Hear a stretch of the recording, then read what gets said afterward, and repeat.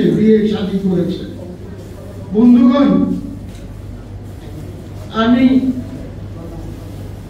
কি বলবো আপনাদেরকে যে আমরা কোথায় যাচ্ছি, দেশকে কোথায় নিয়ে যাচ্ছি। এত খারাপ পরিস্থিতি কিন্তু কোনোদিন হয় নাই। আজকে পুঁজি বাজার দেখেন কোথায় আছে, ধ্বংস করে দেওয়া হয়েছে পুঁজি বাজারকে। পুঁজি বাজার ঠিক করার জন্য অস্ট্রেলিয়া থেকে একজন প্রফেসর আনা হয়েছে। ফরেন মিনিস্ট্রিতে ৩-৪ জন আছেন যারা এটা নিয়ন্ত্রণ করছেন। আপনার ফাইন্যান্স মিনিস্ট্রিতে একজনের হাতে না, কোনটাই একজনের হাতে না। মুসলিম লীগ আপনাদেরকে জানাতে চায়, আমি একটি কথা ভুলে গেছি, বারবার ভুলে যাই। এই যে করিডোরের কথা বলতেছিল, করিডোর কিন্তু দিয়ে দিয়েছিল খলিলুর রহমান, আরেকটাও বাটপার খলিলুর রহমান, সে দিয়ে দিয়েছিল। এটা আল্লাহর রহমতে আর্মির কিছু ভালো বুদ্ধি হয়েছে যে তারা এই করিডোরকে রুখে দিয়েছে, নাহলে এটা দিয়ে দিয়েছিল তারা।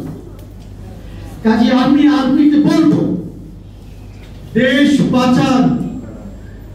আপনাদের দায়িত্ব হচ্ছে দেশ বাঁচাতে হবে, এই দায়িত্ব পূরণ করেন।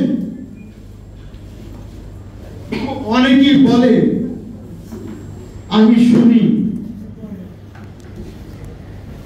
মুসলিম লীগের জেনারেল সেক্রেটারিকে আর অন্যদেরকে বলে যে আপনার প্রেসিডেন্ট তো মার্শাল ল আনতে চায়। না, আপনারা মার্শাল ল ছাড়া তো কিছু বোঝেন না। আমি যদি দেশ বাঁচাতে হয়, যদি সেন্ট মার্টিন বাঁচাতে হয়, যদি হিল ট্র্যাক্স বাঁচাতে হয়, তাহলে আমাদেরকে কঠোর ব্যবস্থা গ্রহণ করতে হবে।